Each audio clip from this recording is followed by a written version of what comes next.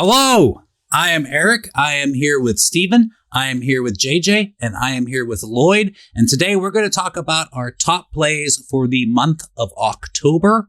And of course, we are Just Got Played, and we are talking about board games. So let's jump right into it. Steven, what was your top play for the month of October? All right. So I actually am going with a game that's a little bit older, 5 years old. That's ancient history now in the board game industry, right? So I'm going with Paper Tales. So Paper Tales is a card drafting game. And every card that you draft is a thing that you put out in your empire. You have 2 cards that you put out in front and then 2 cards that you put behind them. You can get a third in the front later if you want. But those cards have a combat value, and that matters because you do a combat with your neighbors to your right and left. You have to pay for the cards that you put down.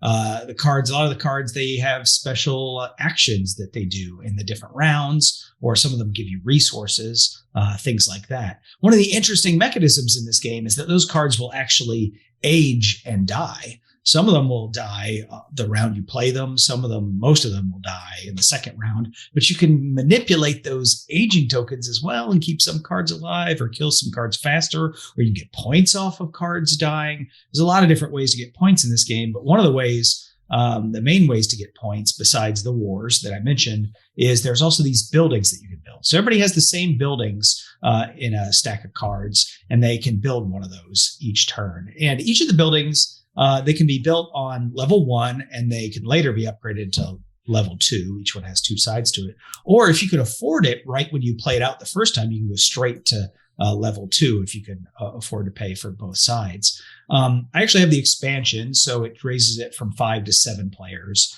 And it has some variety in the buildings. If you have just the base game, it's always the same buildings every time you play. If you have the expansion, I think 3 of the buildings are the same, and then you add 3 or 4 of random buildings to go with it, or et cetera. So it changes it up a little bit. But it's got, so it's got this interesting dynamic, right? You need to win the wars against the people that are next to you. But you also need to get these resources so you can build these buildings, and you need to be able to pay for the cards that you put down. Well, how do you pay for them? You got to have cards that you put down that give you income, right? But then if your cards are giving you income, then they're probably not good combat cards. And like, what is this puzzle that I'm trying to figure out? And you're trying to figure that out while you're drafting cards too. It's nice that one of the cards that you draft, you can save. But if you don't put cards out, you can save one, but then all the others, they have to be discarded as well. So at the beginning of the game, that's what you're putting out most of your cards if you can afford to put them out. But as the subsequent rounds go on, your things may not be dying, so you may not want to replace them. You can replace them anyway if you want to, but you may just end up throwing some good cards away just because it's not working with the strategy that you got going on. So it's fast and I think this is possibly the best iconography I've ever seen in a card game, because every card, it just says like, you have a little card that tells you here's the 7 phases or whatever you go through, like the deploy and then pay for that, and then the wars, and then the income, and then the construction, and whatever all the things are. And there is just a little icon next to every card saying this one's thing goes off in this round. And it's super handy. I don't know. Once you sort of explain it to people, they get it. And then you don't have to constantly, a lot of games, you'll explain how to play, but then people draw cards and be like, well, what's this? That never happens in this game, right? All the cards are really clear when you draw them. So yeah, anyway, I would play this drafting game. Every time I play this, it sort of goes up in my rating of this game. I wouldn't be surprised if this is one of my favorite drafting games after a few more plays of it. But yeah, Paper Tales, I would recommend giving it a shot if you like drafting games. Interesting. I've heard good things. I've never played it. I don't think Babe has either. So we'll put it on the ever-growing and expanding list of things to play at some point. Excellent. Yeah. Okay, excellent. So moving on, Lloyd, what is your top play for the month of October? Well, I was just discussing before the video that I did not play very much. So limiting it to a single day of gaming, because I think it's about the only day of gaming I did. And aside from Birkett's Gambit, which we always play, I think I'm going to go with quite possibly might be my favorite trick-taking game, and that is Tournament at Camelot. So Tournament at Camelot is actually a reverse trick-taking game. You do not want to win the tricks.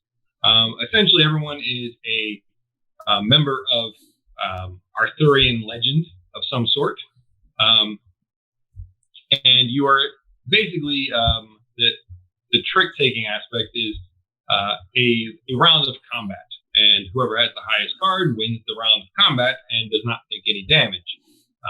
Whoever plays the lowest card into the suit, they will be taking all that damage because they sucked. So they will take all those cards, and essentially the cards are worth either 5 points or 10 points, the main cards. Most of the cards are 5 points. Some of them have a little poison drop on them, and that makes them worth 10 points. There's a couple wilds. There's a Merlin, and there's like an apprentice. Merlin is bad if you get it, because that one's worth 25 damage, and the apprentice is only worth 5. But they can essentially be whatever card and suit you want them to be. And the game has a kind of an interesting mechanism. Oops. You tricked me with our last video. Now I got mechanic in the brain. The interesting mechanism in the game is there's 5 suits in the game.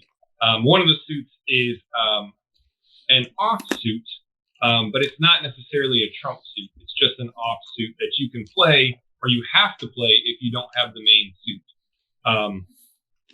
But essentially, if I were to play a 5 of swords and someone else doesn't have any swords, but they do have the 5 of alchemy, that is the offsuit, they are required to play it or any other alchemy card they have. But if they play the 5, then me that played the 5 of swords and the person who played the 5 of alchemy are going to cancel themselves out, and they just bow out of the duel, and they're not even in it anymore. So their 5s are not even counted. They will still go into the loser. Whoever ends up losing, they'll still count towards that, but I don't have to worry. So a lot of the game is you're not really like making deals, but you're doing a lot of talking, and that's how the game is really played. Doing a lot of table talk, and I'm going to play this 7 if someone can help me out, and kind of stuff like that to try and there's some king making and ganging up on whoever's in first place, but you don't necessarily want to be in first place in this game. You want to take damage, because the more damage you take, the game helps you out and gives you these power cards. So one of the aspects, like I said, you're a Arthurian legendary person. So you have a distinct power to yourself that allows you to break rules of the game. And you also have a secondary companion card. When you get to a certain life total, that card becomes active. So then you have 2 active powers at the same time. But as on top of that, there's these other things called, they're not called, are they called blessing cards? I don't remember. But essentially, if you take the most damage in a round, you are given one of these blessing cards. And these cards are like completely game breaking. There's cards that are like, for this round, whoever you give this card to has to play with all of their cards face up on the table. So you can see their exact hand and know exactly what they're going to play. Or this person always has to lead. So even if they win a trick or lose a trick, they always have to lead. So that means that you just give it to the person to your left, and you're always going to go last, because they're always going to have to lead the duel. So there's all these game-breaking mechanisms in these blessing cards. So the more damage you take, the more of those cards you're going to get to be able to help you win the next round, or at least take less damage. And like I said, it's golf scoring, but you're fighting to 0. You start with, if you want a faster game, you start with 300 life, but you're supposed to start at 400 life, and then you're going to take like 50 or 60 damage every round. That's typical if you're taking a lot of damage. Some rounds you end up taking like 120 if you get really, really unlucky. But yeah, that was, I guess, my you mean top if play. you mean if people really gang up on you? Well, sometimes, it's a trick taking game. Sometimes you just get dealt a really bad hand, and you're even without them ganging up on you, you're like, everyone's trying to help you because Steven's in the lead, but it's like, man, all I got are these twos. Well, no one can help me if I can't help myself at all. So Interesting. This is another game that I have yet to play and heard good things. In fact, Rhett lent us a copy of this to play it and I guess potentially review it, as it were. So we might have to hook up on that when that happens. there is a second one or an expansion, however you want to do it, called Tournament of Avalon that adds more characters and a little bit more extra cards. But we played it. I played it with the designer, and he was trying to test if they would work together, making one big giant deck of cards and playing it with like 12 players instead of 6. Yeah, we did that. We did that at Prototype Con. I remember. Is that when that was? Yeah, and it is a standalone expansion, right? So you could play it standalone or as an expansion with the other game. Yeah. All right, excellent. 2 things I have not played yet. I'm going to break in real quick. Tiffany couldn't make it with us tonight. She had to work late, and so all kinds of empathy going out to that. But she did want me to mention her game, and Tiffany's top pick for the month of October is the Quacks of Quedlinburg. So we finally played the Quacks of Quedlinburg, yes, and we had a really good time. That's a fun little game. It's a simultaneous push your luck game. And that's basically the whole game. You just kind of like, I don't want to get too deep into it, but basically you're pulling out of a bag and you have all these different colors of chits. And they also have different numbers on them. And the white ones are the bad ones, okay? And if you get a value of 7 or higher white ones, your potion explodes. And if your potion explodes, that means you either take the money to buy more chits or you take the points, but not both. And if your potion doesn't explode, if you restrain yourself and stop at some point in time before that happens, you get both. The money that you earned to buy new chits and the points you earned in that round. But of course, it's hard to stop. It's hard to stop. That's the whole point of push your luck games, is that it's hard to stop because, come on, just one more. Come on, just one more. And as you pull them out, basically the numbers on them also tell you how far you advance. So if I pull out a 1, it goes next to the last one. If I pull out a 3, it goes 3 spaces away from the last one I placed. And you're trying to basically work your way around the spiral to get all the way to the outside where all the highest amounts of money and points are at the end.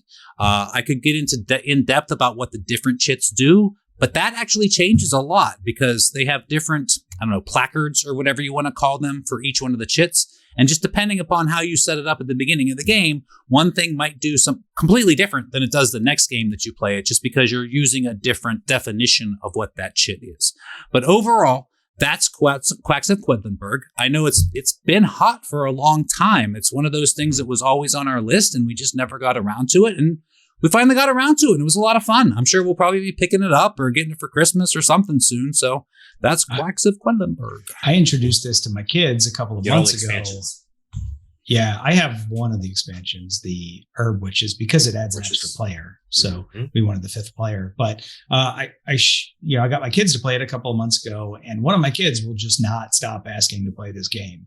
And it's a little bit of a bear to set up and clean up, right? So it's not like I'm going to pull this out and play it all the time. But he asks a lot to play this game, which I'm like super proud and happy about. So yeah, it's good game. It's good game. If you have good organizers, it really doesn't take that long. Just get the little Dollar Tree bins and you just throw it out there.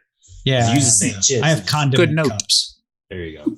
Yeah, because you use the same chits. It's just the book's different. Right, you use the same chits every game. It's just they change the definition depending upon what get correct. Book. I said placard earlier, but yeah, exactly. It's a book that defines it exactly. And the Herb Witch is like the actual expansion part. Other than the 5th player, all it does is add it one time per game power, so it's not that much to add either. But it's we've never played with the witch pennies. It's just a penny. You turn the penny in once per game, you get the power. That's it. Oh, we have played with the Loco Weed. Me too. Isn't that called Wacky Tobacco? Sure, whatever. Just got paid. Hey. For adults. Check that Not for Kids box on YouTube. It's Florida. It's legal here anyway. Or as close to as legal cares about. Somebody's got Okay. a card. Anyhow, moving on. Stephen and Lloyd both named things that I have not played. JJ, are you going to continue the trend? What is your top play? I think so. Yeah. I don't think you've heard of this one. It's called Arc Nova. I haven't played that one really times. I finally got to play that twice, but that's not my game. I finally got to play it twice. I'm just happy about that. Apparently this month was pretty much 80% of the games were replay games. I played Terra Mystica and stuff, and it's like I think I did play Quacks too, but it was a replay month just to get back to the oldies but goodies. So there was one game I got to play for the first time today. It's been around for a long time. Got plenty of expansions. So I'm just going to mention it real quick because I'm pretty sure most people have played it. And that game was Smash Up. I just thought of that. I finally got to play Smash Up for the first time. Real quick, it's a pre-built deck game. You just take two factions. Like I had the Power Rangers, of course, and I had the Ninjas. So I smashed those two together. I'm like, that makes sense. You do fighting and kicking and fighting and kicking. But you take two different things, literally anything. I mean, what isn't in the game?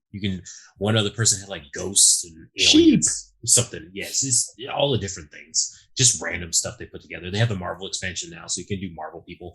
I was like, there's too many Marvel games, so I'm gonna do something different, kind of, sort of. So you smash up two different things. I don't even know what to call it because it's literally factions. I don't know. No, it's different genres. Almost? It's not even genres. It's like Ninja's not a genre. They just call them factions, I think. Archetypes. Something. Yeah, whatever. But you smash them together, and then you make a deck, and then you're trying to take over these bases. So everybody on their turn draws a card, and you play a card out of your hand. You can play one action and one minion out of your hand, and you can play the minions to the bases. The bases have different powers, but basically you're trying to have your minion total higher than everybody else's. Once the combined total is higher than whatever the base is, say 20, you get control of that base. And whoever has like first to three bases wins the game. That's pretty much it. There's a bunch of combos. There's too many combos to name. So it's exactly like Dune. The first to three bases wins the game. That's what you're saying. Which one? Which Dune? Yes. Touche, sir. Touche. Oh, that's right. There is a point total. Yes. Thank you, Lloyd. Yes, there was points. Each base is worth so many different points, and then I don't know. There was a lot going on because one person had played and like one person had kind of played, so they were just like, "Oh, I picked the wrong combination." The guy had played is like, "I'm just gonna do this." I'm like, I should probably stop him. But I was like, there's a thing where you win a base and all your minions go back. I'm like, that'd be fine. But he's like, oh, I could just slide this to another base. I'm like, oh, all right, well, game's over. So it's definitely one of those games where somebody's played it the most, they're probably going to win a few times so you remember all the combinations. Because there's like band combinations or something that just like too overpowered. And I start tuning out when games are like that. Especially if the person who played it is like one of those people that doesn't like a challenge. They just kind of, it's one of those games. So that's kind of why I forgot about it, because I liked it, but it's just I'd play it again, but I don't have to. But it was fun for what it was. That's actually a good kind of side note to anybody out there watching us. If you're going to teach somebody how to play a game, do not destroy them. I'm not saying to let them win, but don't destroy them. You're just going to take away their will to want to play. In Smash Up, you can easily like fix that if you know how to play the game. You know which factions are going to suck together, and you choose those, so you handicap yourself. Yeah. And you say, maybe you should take zombies and robots because those are really good together. And you don't take zombies and robots. You take dinosaurs and, one of the other crappy factions, so that you're kind of handicapped because you can't do as much. So that's one of the good things with Smash Up. But a lot of people like to do I forgot to mention you can also do this. Yeah. They don't tell you that in the rules or whatever. So that's kind of what happened. When I've got a whole bunch of new players at a game, I like to teach the game and then try some new strategy I've never tried before. That's what I like to do. Just kind of work in the game space and see how can I play with this. You still can end up crushing them doing that. Yeah, that's true. I'm just saying, don't set out to do that. Is what I'm saying. Yeah, don't sit down and go like, well, I know this is strategy is going to work. I'm just he had said that it was a combination he had never played before. He just seen somebody else play, but they went well together. I know some don't go. That's my biggest thing with it, because it's like that range of different things. Like some are really good and some are bad. It's like if I have a bad deck, after a couple turns I'm not going to want to play. That's what happened to one of the guys, because he had thought like it was good, but it didn't really combo well together. So that was the biggest thing with the game. The first time I played the game, I had a combo, and I can't remember what it was, and I thought it was an awful combo. And then I got on BGG and I was reading about what some other people said about it. And they're like, it's a super powerful combo because you just this and then this and then this and then this. And I'm like, well, okay, but my deck was like stacked absolutely wrong to do that, so there's that, that can be going against you too. So. Indeed. Yeah, it comes down to Smash Up's one of those ones that you benefit from playing a bunch of times, and you start to know all the cards that are in your decks, all the cards, so you know what you're going to draw, you know what your ratio is. Because like the robots only have like certain cards, and then the dinosaurs have like a certain card count, so you can expect to get like a certain flow, kind of like with Magic. You know how many land drops you're going to expect it to get. It's kind of the same thing with that. If you're just coming in and playing one time, you're probably going to have a bad time with it, especially if you're playing with someone who knows what they're doing and they know all the decks back and forth. So I hear a lot of the complaints about, it's too random. There's nothing. No, there's a lot of deep strategy in Smash Up. Yeah. You just have to play it enough times to know that it's like playing, like I said, a Magic deck.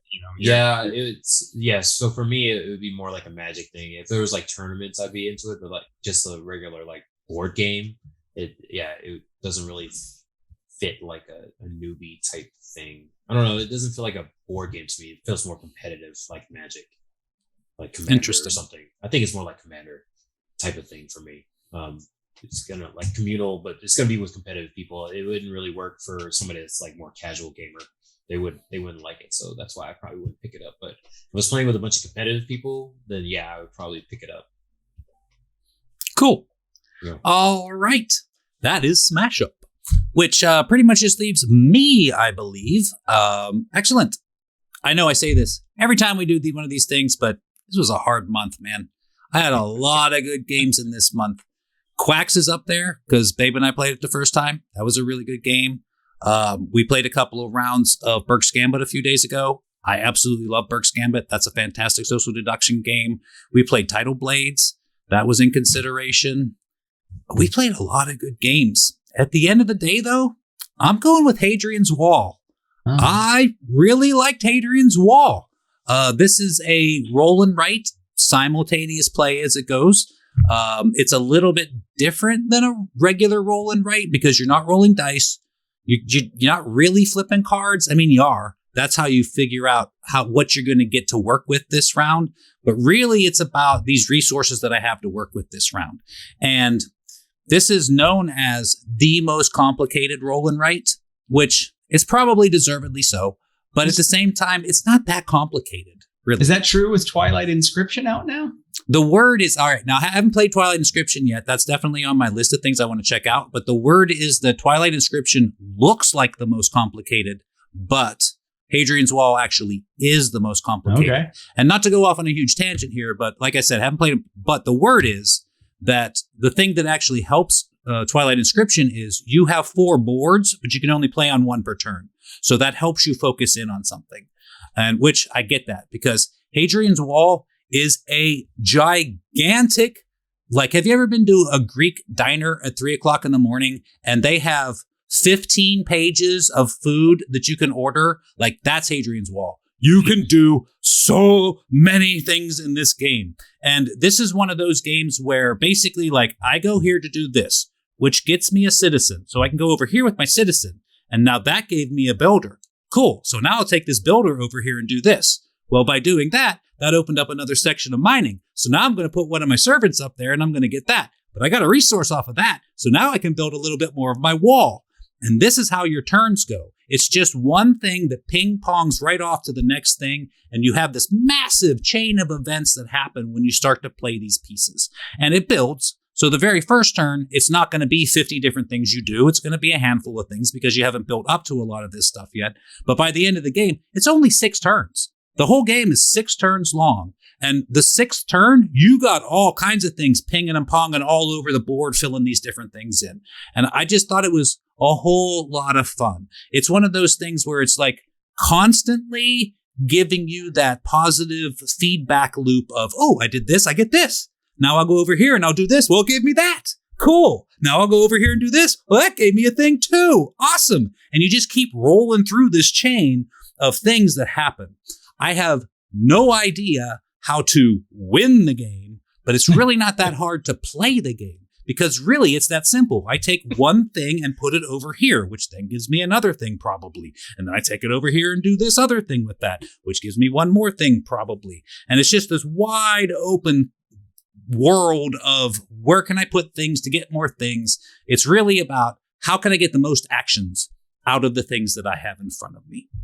And I don't want to go too far into the weeds on it, but not the least of which of the things I like about this game is it makes sense. Like the theme really fits this game well. Without going into a history lesson, Hadrian's Wall is a real thing. When the Romans basically hit their high water mark, they made it all the way up through England, but they didn't make it into Scotland. So they built a wall from the west coast of England all the way to the east coast of England to keep who were then called the Picts, to keep the Picts out of invading England and Roman territory. And basically this game, you're just in charge of a section of that wall that's being built. And it all makes sense. It's really hard for me without going on to a 20-minute tangent of explaining how it all makes sense. But it does. Like you're building a wall, you're building the city in front of that, you're building the Roman, the squadrons or whatever that are going to be in front of that actually defend against the Picts as they invade. Meanwhile, you're also building a town. So you have like traders and you have judges and you have citizens and like it just all makes sense in this Roman world. And I think it just works really well like that. Lloyd and I sometimes jar back and forth about, he's very big into theme and I'm very big into the actual math and the crunchiness of the games. But I love theme.